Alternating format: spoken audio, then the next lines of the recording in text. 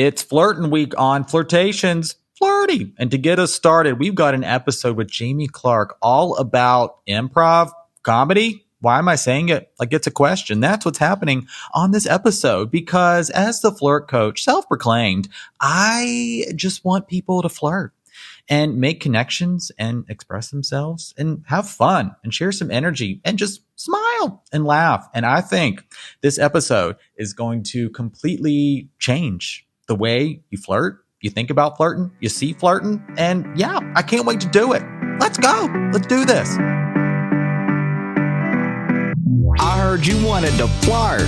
I heard you wanted to flirt. I heard you wanted to flirt. Hello, my name is Benjamin. I'm the flirt coach and a gay Libra. Everyone has an inner flirt. Hey, Flirty. Live, laugh, flirt. Work the flirt. Work the flirt.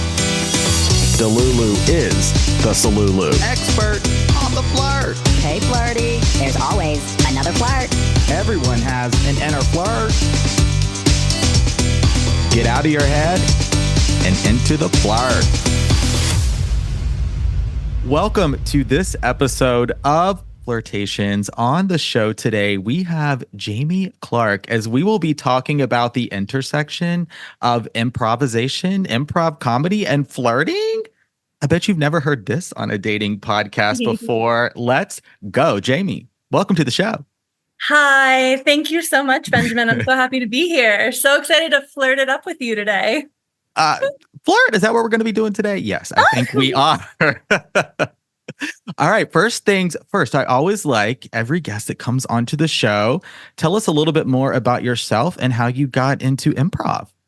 Yeah, totally. So I am an improv teacher. I'm a public speaking transformational communication coach. So I really help people find their voice.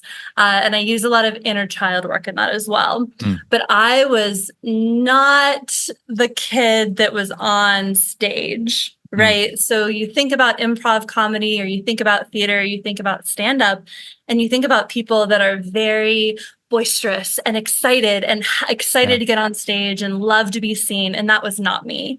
I was the shyest kid. I was so afraid of being seen in public or talking, and I would stumble over my words or just completely clam up. And so in my 20s, I moved to a new city. I moved out to Reno, Nevada for a sales job and knew nobody except for the people that I worked with. And I found an improv class just on a whim. I was watching a comedy at the time, and improv was the backstory to that show.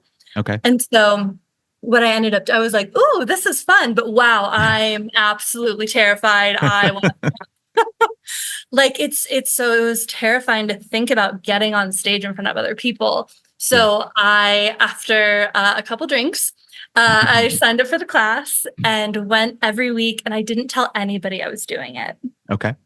Nobody, no friends, no nothing. Long story short, one class turned into two into three. It spiraled into building an improv theater where we hosted shows and I taught classes and all these things. And then now I pair improv with my personal development work and my inner child work because it's such a beautiful way to get out of your head and into your body. Oh, the synchronicities, that is essentially my tagline that I open the show with every episode. Get out of your head and into the flirt. It's on my official logo. Oh, I love that. I had no idea. That's great.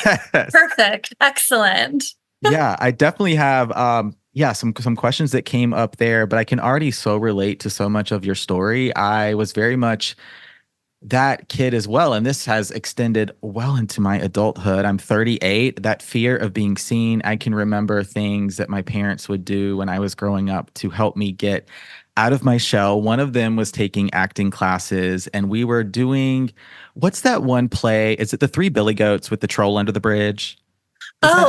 Maybe. Yeah. That's what's coming to mind. Well, I was terrified every time we would go to our rehearsals. Could not get out of my head, could not even get the words out of my throat to even be present. And then when it came down to it, we had our big show. I got the chicken pox, and I like to think, well, I'm convinced I gave myself the chicken pox, right? Yeah.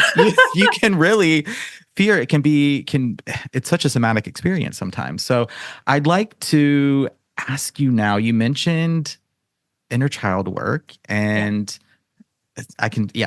this is some things coming up for me too. So what is the link between improv and embracing this experience, and also the inner child healing aspect, some things that can come up?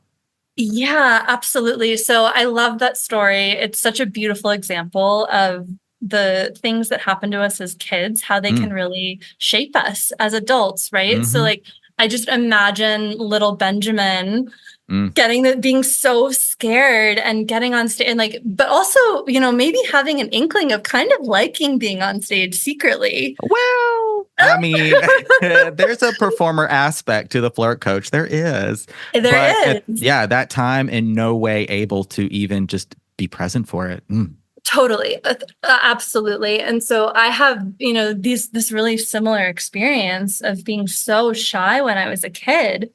And when we think about moving in the world as adults, imagine that there's a younger version of you inside you all the time. And so when we get into a state of overwhelm or fear, it's often something that our inner child needs to express, or that they were afraid of growing up.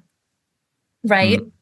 And so it's like, how much more permission can you honor the experience of your inner child and let them have their say so you can move through it, right? So as an adult, if you're like, oh, I'm not like, I'm so scared to do this thing, but I'm just going to shove all your feelings aside, inner child, and pretend that didn't happen. That's going to come up later in other circumstances, like in dating, like in flirting, like in, putting yourself out there for a new job or a podcast.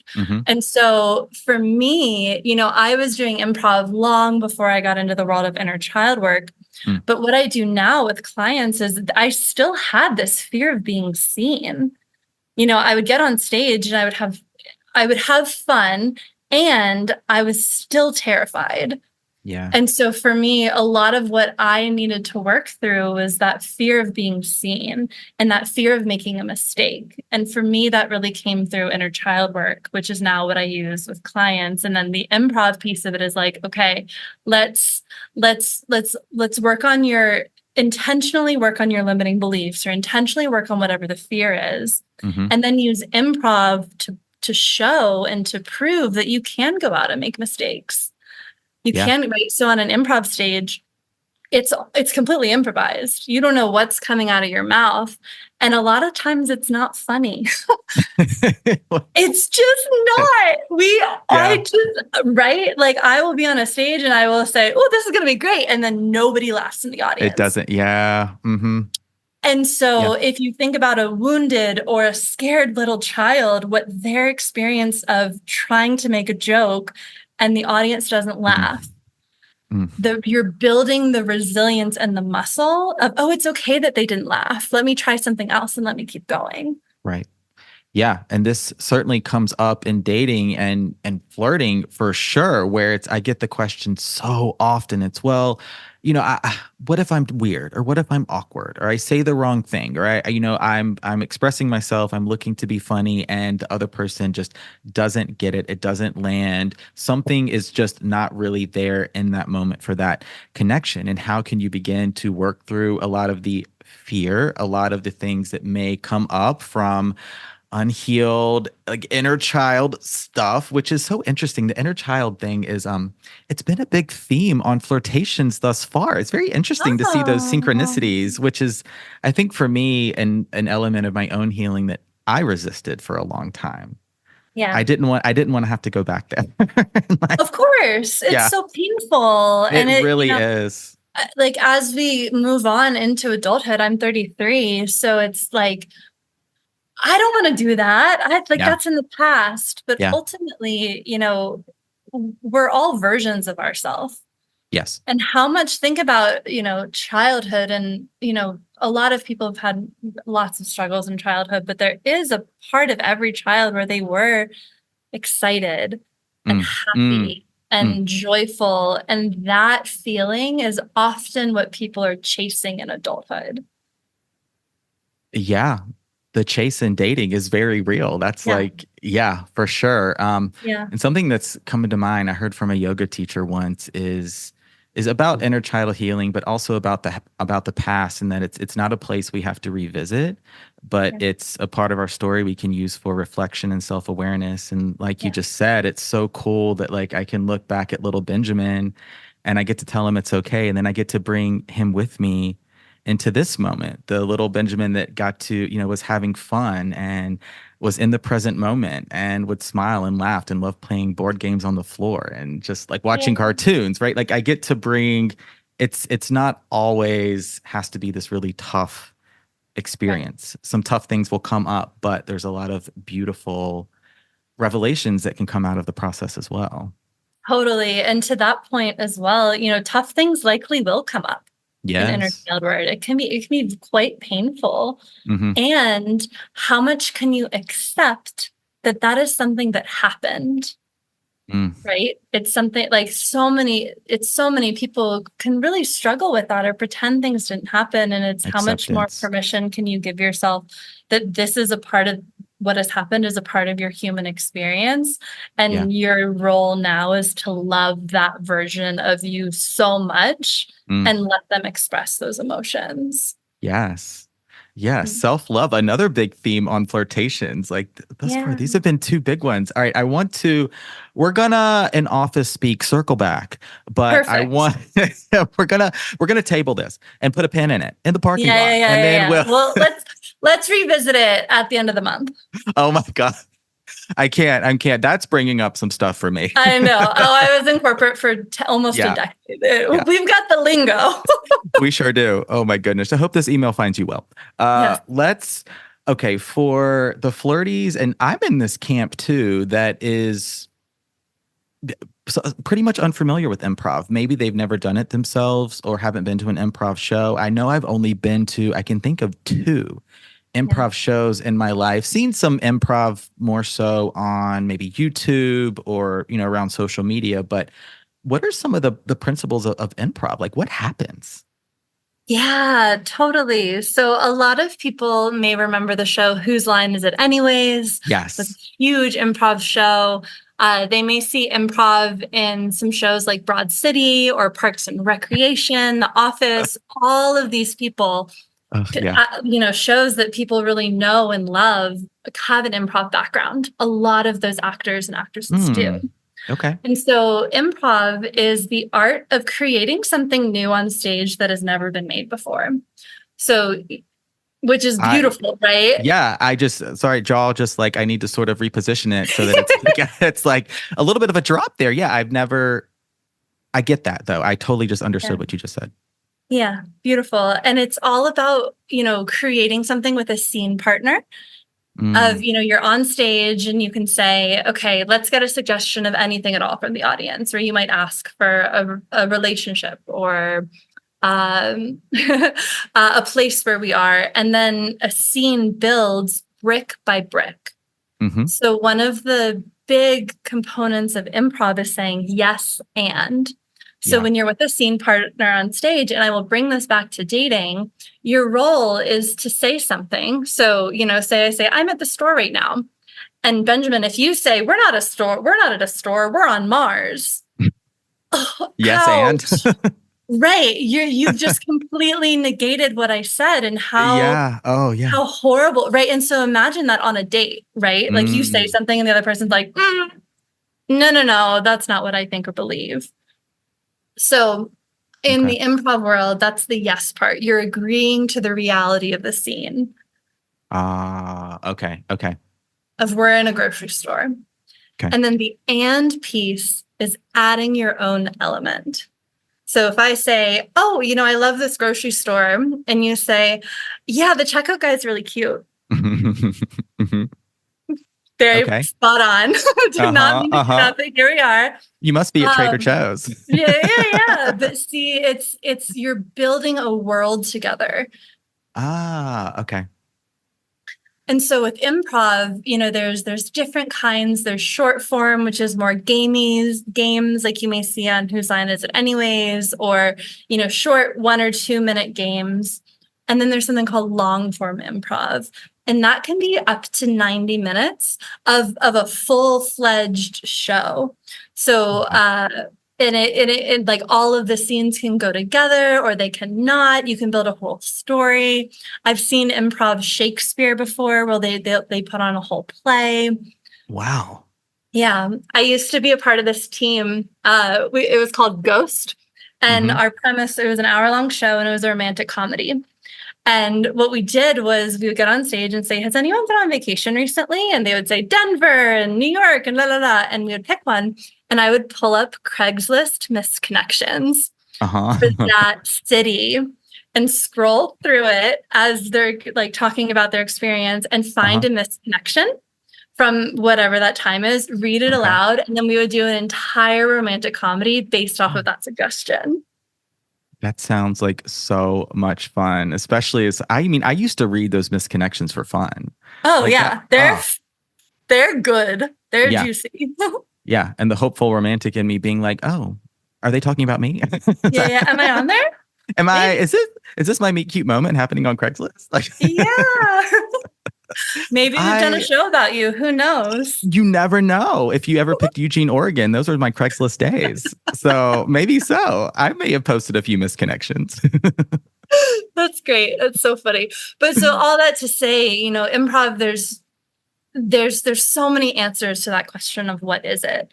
Because there's so many different styles and it can really, it's such a creative outlet. There's so many different ways you can bring improv into the theater and also into the real world. Absolutely. Absolutely. And I want to break down the principles of improv a little bit more because there's so many connections to the flirt. As I talk about, like, as I've shared in my content and on Flirtations, the flirt being that present moment, authentic expression of interest in another person. You can think of it even as an act of service. You're active listening. You're getting to know someone without those expectations. So what can I get from this person? The flirt is not transactional. It is about that co-creation of a connection that doesn't come with limitations, that doesn't come with a story, that doesn't come with the overanalysis and overthinking in your head. It is very much that ping pong match back and forth. The flirt can happen platonically, romantically. You can certainly flirt inside your relationships of all kinds, layering it and building it to fit whoever you're talking to and where you're at. It always just being about that expression of interest. Hey, hello, how are you?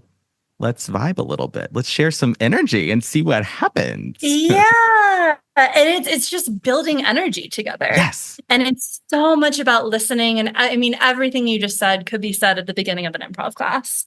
It's all about, it's wild. And improv is such a safe space to practice all of these skills. Mm-hmm. Yeah. Because the scenes are really fast. The games are really short and then it's over and then you're done and you may never see that person again. Right. And so it's like, how much more, oh my gosh, anyone that's listening, please take an improv class if you're looking to learn how to flirt. We'll have to talk. This has been something I feel like I have been, there's just like inner call, you kind of have this inner knowing sometimes. You keep seeing a certain topic or like something keeps crossing your mind, your life. You're seeing those synchronicities. And I've never taken an improv class. The big reason being is because, well, what if they don't think I'm funny? Yeah. So, and I know the Flirties are thinking this. I got this question as I was chatting with them on Flirtstagram beforehand. So for the person that is like, improv, no way, I'm not funny. Yeah. What do we say? Yeah, totally. So I'm so happy this is coming up. It comes up all the time. I go to retreats and lead improv workshops. And one of the first things that I say to the group is, who doesn't think they're funny? Raise your hand. And inevitably people do. Sure. Mm-hmm. And what I often share is human beings are innately funny. We are inherently funny just by walking this earth and connecting with other people. I can be at a retreat and watch people for an hour. And within that time span, I see every single person make somebody laugh once. Yeah, you're right. Mm-hmm. And so the next thing that I'll say is, okay, so someone says, oh, well, Benjamin, I'm not funny. Jamie, I'm not funny. My question is, where did you learn that you're not funny? Yeah. What part of life in your experience taught you that you weren't funny? Was it when you tried to make a joke and it didn't land and your inner child, the younger version of you, went, oh God, I can never do this again. This is horrible and so painful, and didn't have the coping skills to move through it? Mm. Or was it in a relationship where your partner consistently told you you weren't funny? So it's all of those things. That's where the inner child work comes in. The program that I run and the work that I do, I call it intentional improv. Mm-hmm. And that's really the intentional side of it, is like, oh my gosh, like I'm walking through the world and I believe I'm not funny. How shitty does that feel? Can we curse on this? Yes, you may. I can rate it explicit. No problem. Perfect. But like, how shitty does that like makes my chest tight. Yeah. And so these people that are thinking, oh, I'm not funny, give yourself some space around that question and some grace around that statement, and how much can you explore that and love that part of you? Because I promise you're funny. Yeah, I think that's going to be so helpful. It's definitely helpful for me. And going back to what we talked about a little bit earlier, and that the improv and the flirt is, if it's felt like a limiting experience before, if it's something you've tried, starting to make that mindset transition into it being an experience that can be limitless. You get to explore and connect in the way that is comfortable for you, and really embracing your unique qualities and personality. And I think, and tell me if I'm on the right track here, that the improv. We'll call it the improv. I like that. The flirt and the improv. I keep defaulting to that. Is it's not one-liners. It's not boom boom joke. And I oftentimes like an example that's coming to mind is I'm a big RuPaul's Drag Race fan, and you'll oftentimes see the queens that are in the workroom or on the main stage that are just effortlessly funny. They're just being themselves. But when they are in challenges where they have the roast or they need to prepare or write jokes, that's when they start to tense up, and that's when they start to feel some pressure. And so I'd like to maybe sort of untangle the overthinking part a little bit, but back to improv, it seems like it's about being present, active listening, making observations, and then allowing yourself to explore, where does my mind want to go? How, just like doing that back and forth. Yeah, absolutely. And so that's so common, right? Of, oh, I'm getting in my head. Yes. I'm getting in my head trying to think of the next thing that's going to be funny, that's going to make these people laugh. Yes. That's another piece that I really share with people right at the beginning, is don't try and be funny. You are funny just by being a human. And notice, and it will inevitably happen, right? Yeah. We all inevitably are like, shit, I'll be on stage. I've been doing this for 7-8 years. And I'm like, shit, they're not laughing. I got to say something funny. And I have to remind myself, like, that's not going to work. That doesn't work. What works is taking a deep breath, looking at my scene partner, looking at their eyes. Maybe they also see the shit storm that's happening. And connecting with that person and coming back to that. Coming back to the connection. Yeah. Which is right. And so I imagine, and I've experienced this flirting with people, is if I'm just in my head, I'm not paying attention to the other person. Exactly that. Get out of your head and into the flirt. Here we are.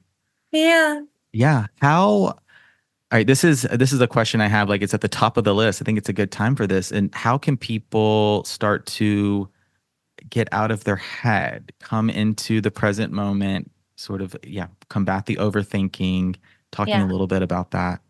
Yeah, definitely. So it's a lifelong practice, just like yoga. It is. Yes. It's not, you wake up one day and you're never in your head again. True. So giving yourself permission, if you're in a state where you're like, oh my gosh, I'm in my head, I'm overthinking, I'm talking really fast, consider that what's happening is your nervous system is overwhelmed. And you're using this, and I go into this in my work, is you are logically thinking about things and in your head as a safety strategy. You're trying to come up with a solution and an answer, and I got to get it right. And yes. And what can help, right? This is me too, is one, noticing that, Yeah. not making yourself wrong for it is the second piece of it. Mm. It's just a data point. And then the third piece is dropping back into your body. So what that might look like is taking a couple deep breaths Mm-hmm. or imagining a thin white light. I do this all the time before shows, going from, your head that's buzzing, buzzing, buzzing, buzzing, all the way down your nose, your mouth, your chin, your neck, your heart, all the way down to your belly. Yep. Feeling the weight of your body on a seat. Sometimes shaking can be really helpful. That's an exercise that we do before class or before a show backstage, is we shake our hands. Yep. Yeah. Totally. Jumping up and down a little bit even. Right. So anything to really give yourself just a second of, oh, I'm a human in a body on the earth. Mm-hmm. Yeah. That's fantastic. And it's to notice it, and then also to detach from the expectation that it will never happen again. Like, I can think about just this morning, I was teaching a yoga class, and I definitely, I had something planned. I had an idea of a structure, but just I noticed it just wasn't quite working. And so instead of trying to force myself to come up with what I thought everybody needed or what they wanted, be with it, take a few deep breaths, adapt the structure of the class, observe, and then be able to try something new, and then not judging myself or being hard on myself like, oh, that was a terrible class, or, oh, I can't believe, like, I must have messed it up. No, it's going to be okay. And I'm going to go back next time, and I'm going to teach again, and it's going to be great. Yes. Oh my gosh. Improv is so good for that inner critic.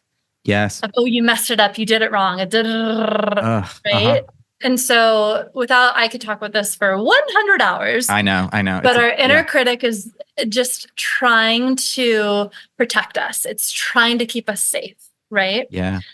There's a lot of games that we play in improv that kind of mess with the inner critic a little bit. Mm-hmm. So there's this game called New Choice where, you'll say a line, and then I'll say new choice, and you have to say something else. And I'll say new choice, and you have to do something else again. Mm-hmm. So if I said, well, we can try it right now. So I'm drinking a glass of water. And you would say new choice. And I would say, I'm drinking poison. And you'd say new choice. And then I would say, I'm going to the moon. New choice. I'm a space shuttle. Oh, new choice. And new choice. I forgot that I'm an alien. New choice. I love aliens. And I keep saying new choice? Yeah, just over and over. And so the exercise is you're just thinking of something new. Oh. You're getting it wrong, quote unquote. Okay. But you're not making yourself wrong for it. You're just having a new choice. I really like that. I'm getting a practice of detachment in many ways. If you find your mind is hanging on to what you previously said and maybe wanting to go with that, being able to adapt, change topics, and just go with it. Yeah, totally. Yeah. Great and just practice. Find something that's more connected. And think about that in the dating world. How often do people get stuck in, oh, why did I say that one thing? I'm so dumb. I can't believe, right? That's the inner critic. That's the inner critic so loud. Mm-hmm. And how much more, one, can you give love to that part of you, but two, learn the skill set of like, okay, let's try something new. Yeah. And okay.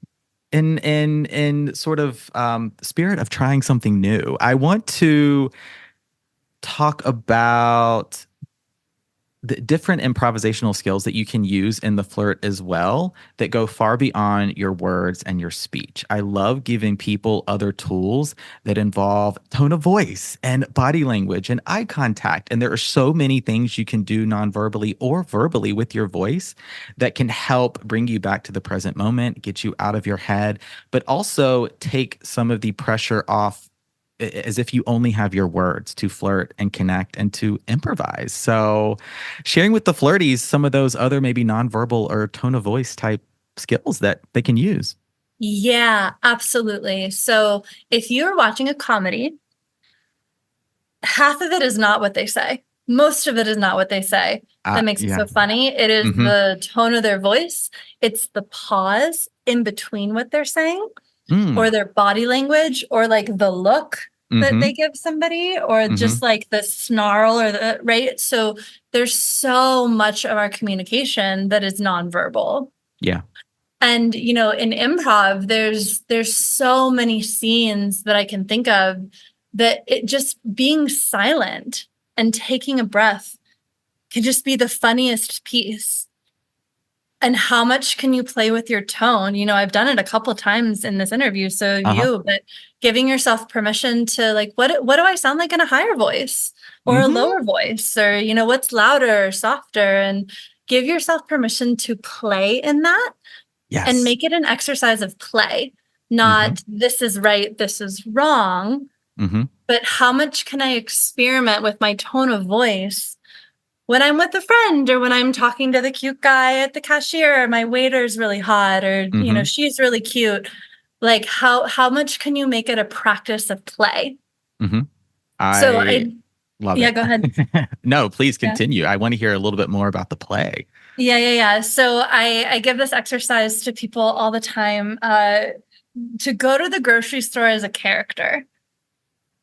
Okay, like embodying, or not necessarily costumed, but just sort of embodying. Not costumed. You can dress up. Or that's where my mind went. Like, I think I want to be a British detective. That's yes, totally. Okay, so say you want to be a British detective, but you're just wearing your everyday clothes at a grocery store. Okay. How would a British detective pick up his produce? Ooh. How would he interact with the shopping cart? Would he have music in? Would he be looking at people? How would he be interacting with the person, right? And so that extends in the work that I do to the person that you want to embody. So we use a lot of archetypes in the work that I do. So if you feel really edgy about, or really nervous or uncertain about playing someone that's really like confident, or very ethereal, or blah, blah, blah, going to the grocery store and just adding a flavor of that, not talking to anybody necessarily, but just the way that you walk, the way that you move your shoulders, the way, again, that you push the cart. Yeah. Is teaching your body that it's safe to do that. Yeah. That sounds like so much fun. I'm going to try this because I love even the word play. And having people have, the flirties, bringing more fun into dating and into flirting, and in just making everyday connections. And like, if you've, sort of look between the lines of my content and sit with a video, or maybe watch it a time or two, you'll see I am playing with my tone of voice all the time. I am going high. I am going low. I am adding pauses. I am working my body language. I'm moving closer to the camera than far away, moving my shoulders, tilting my head, tilting my neck, eye contact, smiling. There are so many elements and variables that I'm bringing in to sort of subconsciously, if I could say that, like work in all these elements of the flirt that you get to play with. They're all there for you. Yeah. It's so much, and it can be so subtle too. Yes. Like, and so much of this really stems from like, why am I afraid to do this? Why am I scared? Yeah. What's the fear? Is it, and it's so common. And of course there's fear there, right? The flirties, or however old you are, you could be 16 or 72 listening to this podcast, and there's a life experience that has gotten in the way of you being your flirtiest self.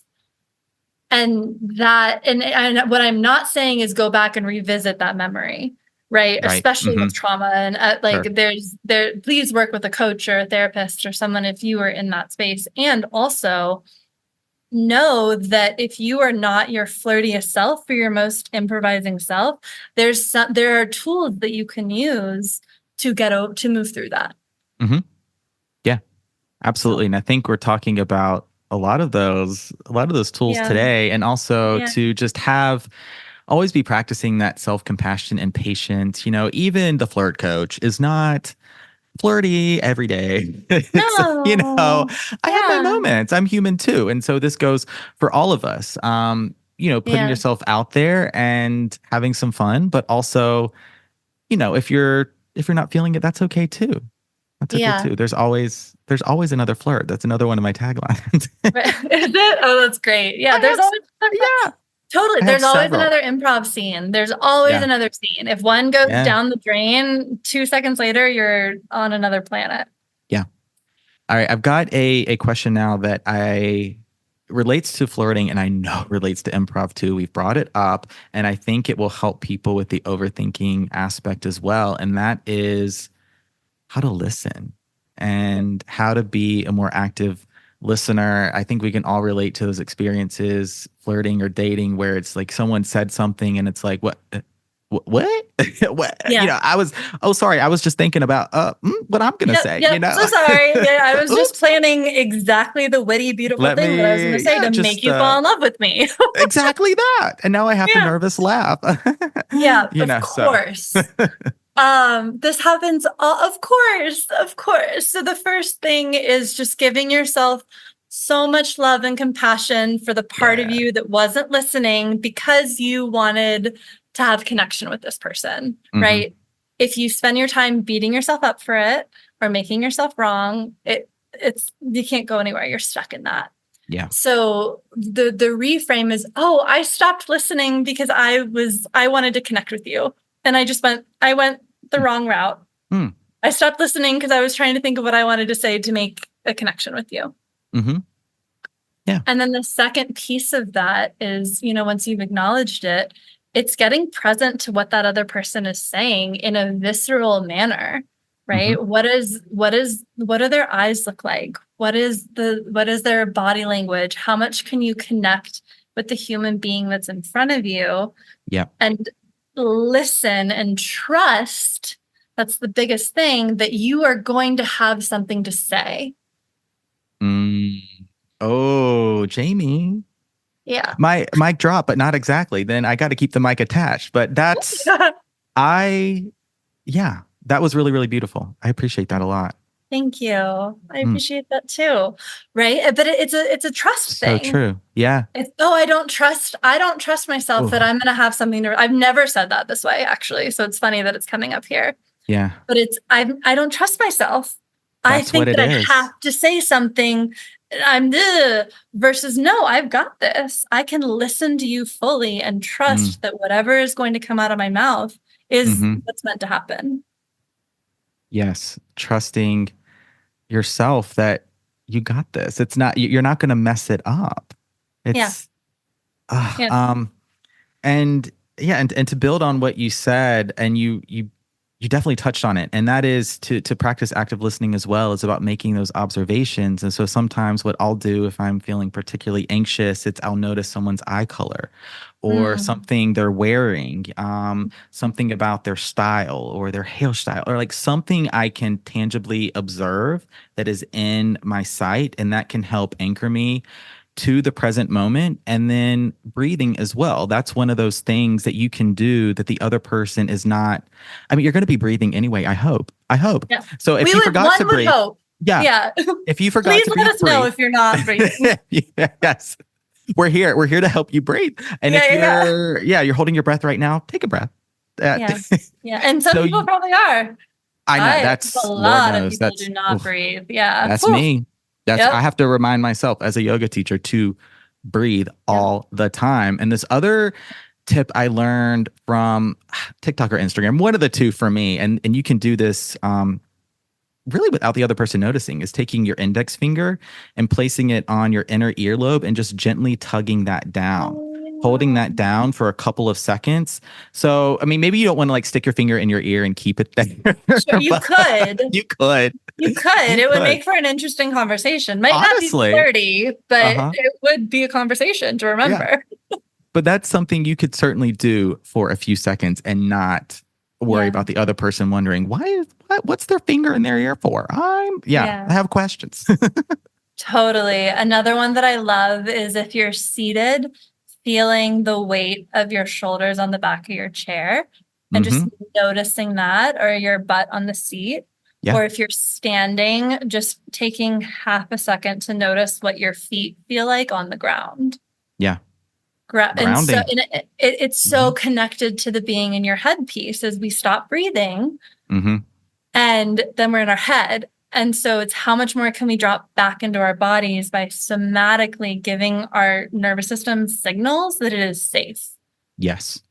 Right. Because if you're like, so if I'm talking to a guy that I find really attractive and I want to connect with him, I'm nervous. I'm over, right? So like, I'm like, oh my gosh, the tiger is coming to get me. We are in danger. The hot man is there. Like he has arrived, right? But I want to connect with him. Yeah.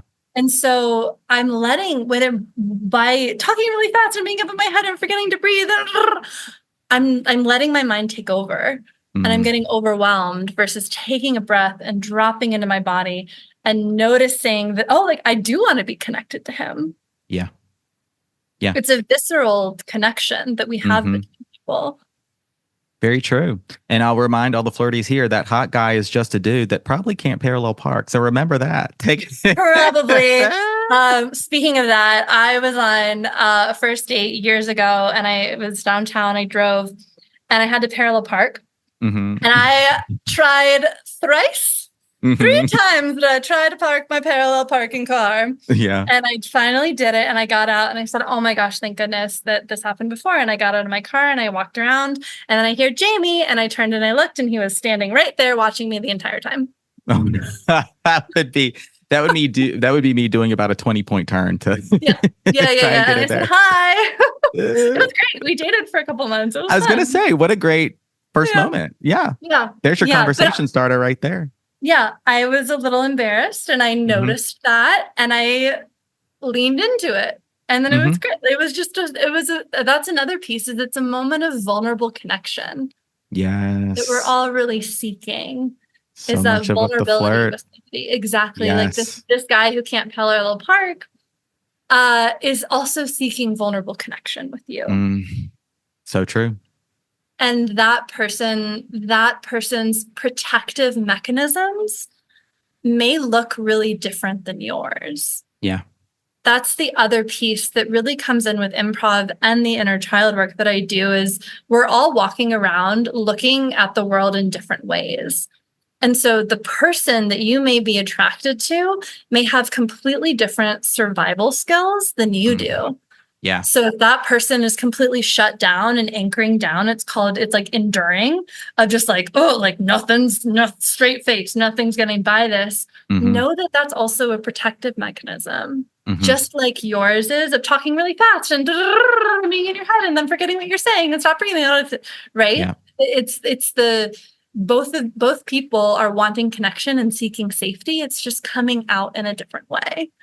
Yeah, that's such a good point. I don't know if I've made before, so I'm really glad you mentioned that today. And I wanted to add here about just talking a little bit more about the somatic experience is you can practice coming back to your body and coming into your body outside of the flirt and outside of improv as well. And one of the beautiful things, and I talk about this in my yoga classes, is when you cultivate that sense of relaxation and of inner peace, of that equanimity in your mind, body, and soul, the body gets to store that and you get to carry it with you into the future and into the flirt and into the improv. And so if you're finding yourself being like, oh my gosh, right, super in my head, super overwhelmed, feeling anxious, can you think back to a time and not necessarily go back there so you're out of the present moment, but recall that feeling?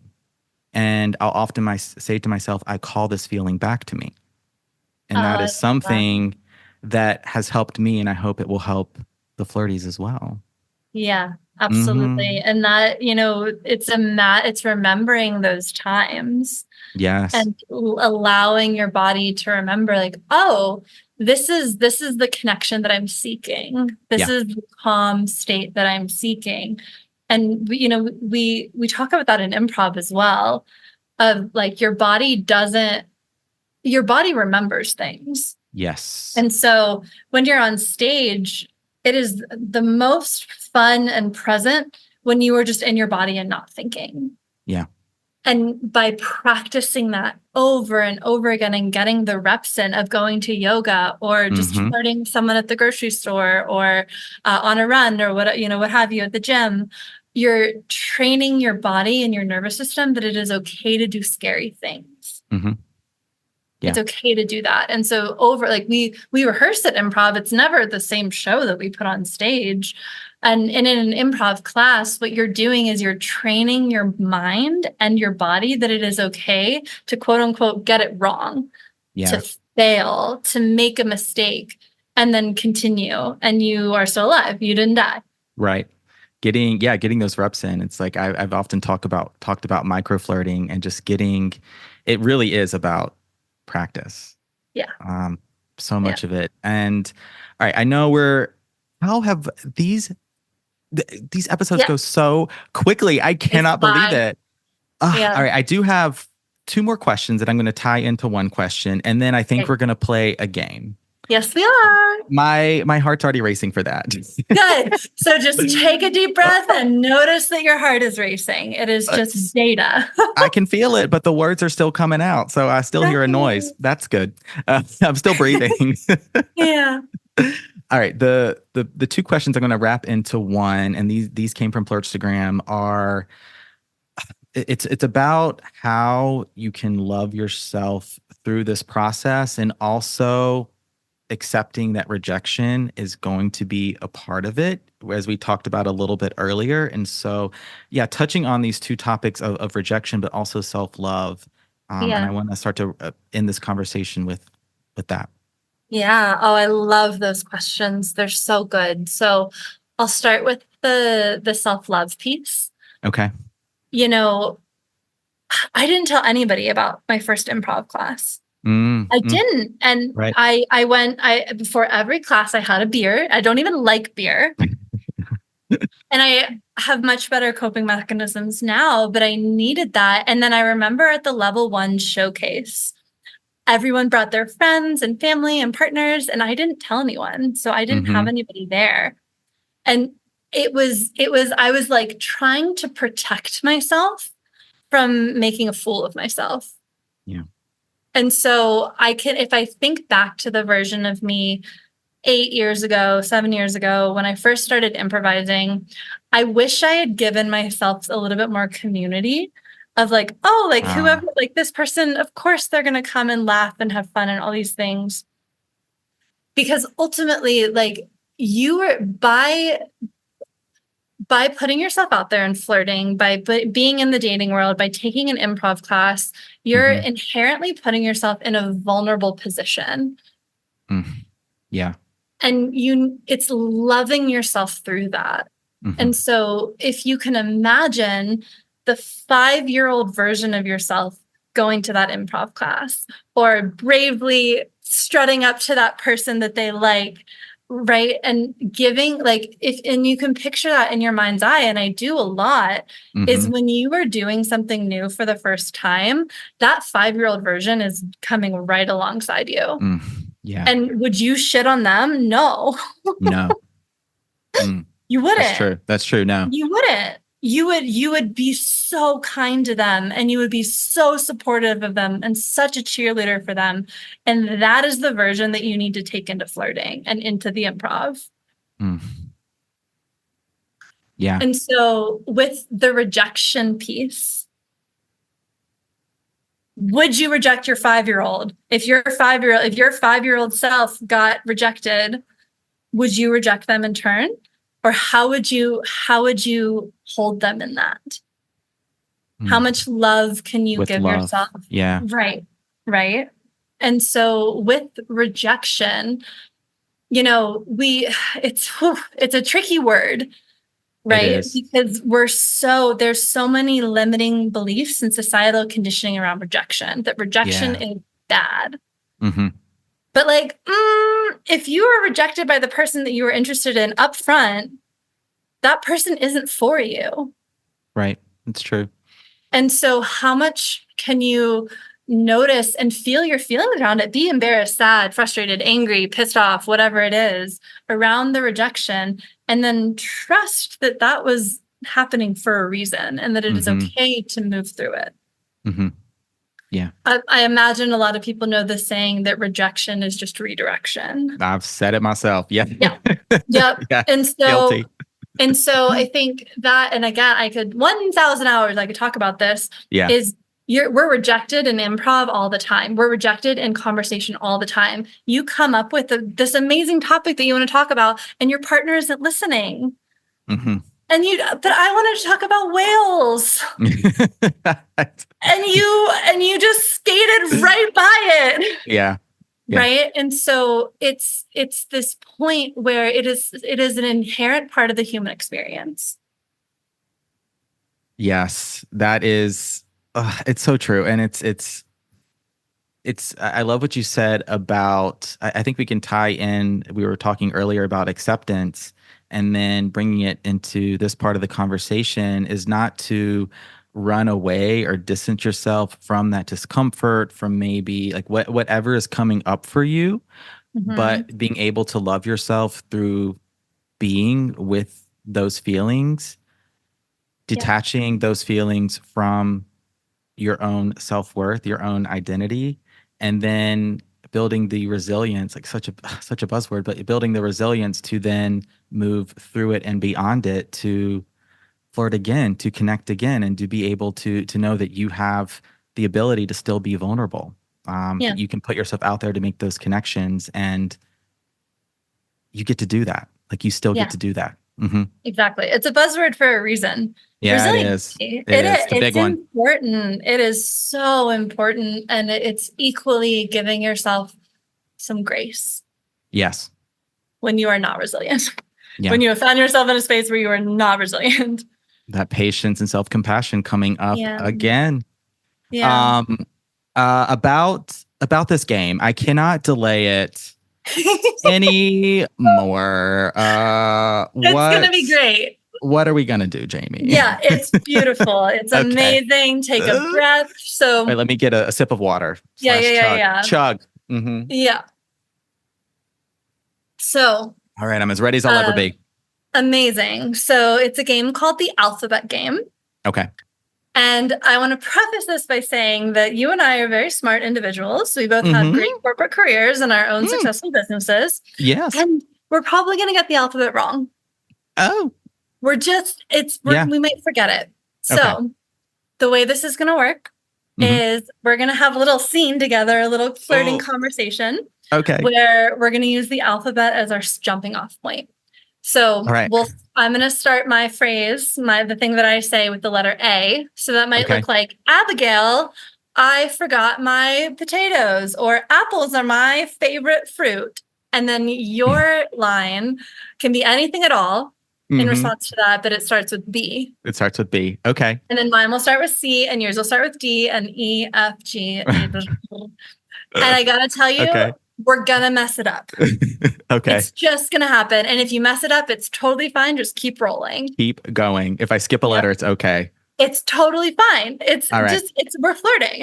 We're just having a connection. Yes. Okay. We're flirting. I love it. Mm-hmm. Yeah. So would you like to start, or would you like me to start? Jamie, please kick us off. Letter A. Okay. Awesome. And then I'm going to get an improv suggestion. Normally, if we had an audience that was live, they would call something out. We would say something like, can we get a location that would fit the size of the stage? And what I swear on everything that I just pulled up from my improv calculator, the location that we got is Meat Freezer. Oh my God. I'm having flashbacks to literally yesterday at work. Perfect.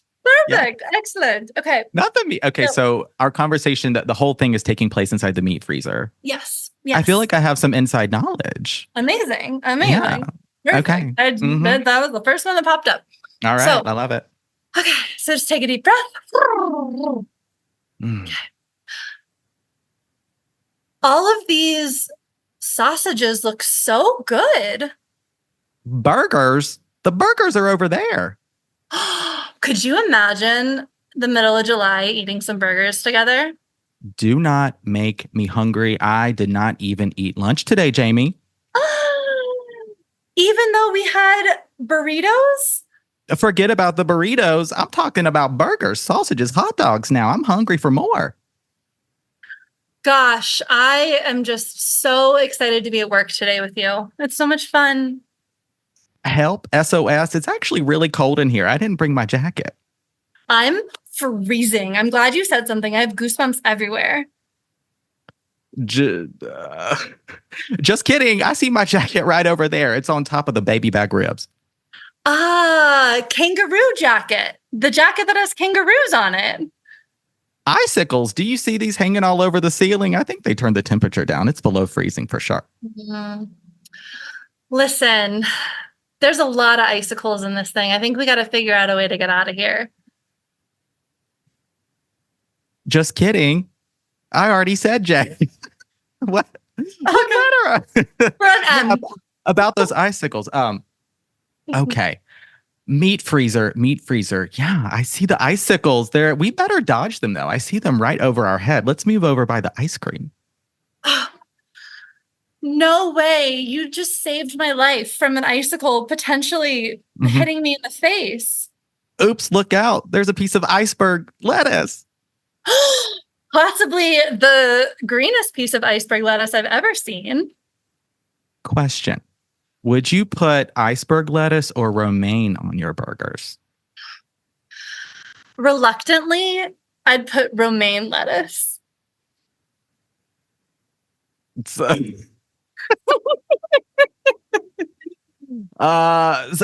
Sizzle is the sound burgers make. I think that's a beautiful choice. Now, what about your condiments?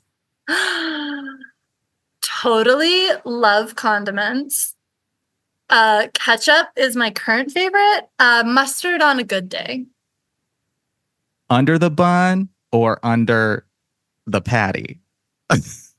Varies. It varies on my mood or like what I'm wearing. I don't want to get ketchup everywhere. Well said. Yeah, if I'm wearing white for sure or a light color, I might think twice about where I put my condiments. X-rays are something that have been on my mind recently when I've been thinking about what I want to wear. Like I don't want to get ketchup on my shirt when I go in for my X-ray. You're telling me if they X-rayed us right now, do you think they would know we've been in the meat freezer for 2 hours? Zooters! I would never hope that's the case. All right, there we go. Oh my God. Excellent. That was fun. It was so fun. What was fun about it? We'll do a little debrief. We got to practice everything we were just talking about. I think I lost my way through the alphabet at one point. But found our way back and we got to work together and collaborate. I didn't dwell on that mistake, came right back to the moment. And I also found, I think early on, I was in my head thinking about counting through the alphabet or sort of cycling through what my next letter is going to be, which took me out of being able to observe the conversation and be with it and listen actively. So I was doing a little bit of that rejection, I feel, where I wasn't really acknowledging what you had to say, but more so just being like, okay, what am I going to say with my letter? Fascinating. But with the practice, it's good, right? It's just the simplest little tool, the alphabet, something that we learn when we're 3 or I don't know kids, 2, 3, 4, but whatever. Something like that. Yeah. And so you get to practice the skill of listening and also adding your thing, saying yes and adding your piece of it and trusting that we're going to mess it up and it's okay. And those moments make things fun. Yes. That was the funniest and most fun part was when we couldn't remember where we were. JK, LMNOP, all of those letters are something. Yes. Right? And so definitely flirties that are listening, please try it. Please let me know how it goes because you get to have just such a different connection with somebody when you play that. Yeah. Yeah, that was a lot of fun. I could see doing that on a date, honestly. Yes. I think that would be so much fun over some burgers. Yes. Vegan or otherwise, whatever your preference is. Whatever floats your proverbial hamburger meaty boat. Exactly. All right, Jamie, please, I will have everything linked in the show notes before, but I'd love the flirties that are looking to find more about you, work with you, your retreats. Yeah, please tell us where do you live on the internet? Yes. So I live on the internet in a place that you would not imagine an improviser to live, and that is on LinkedIn. Was not expecting that. It's very fun. I post a lot of content around things like this. Okay. And you can also find me on Instagram at Intentional Improv. Beautiful.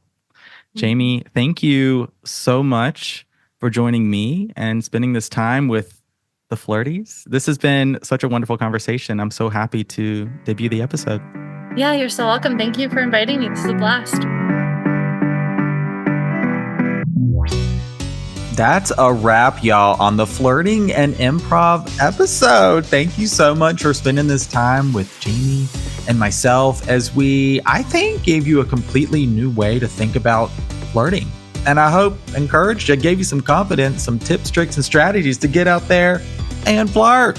And for more, you can head on over to Flirtstagram, Flirt Talk, Flirt Coach offers are linked below in the show notes for more information to follow Jamie, to work with her, to attend a retreat, to do some improv. Yeah, definitely recommend checking her out. So much fun to work with. I worked with her one-on-one personally in the past, and it's been quite amazing.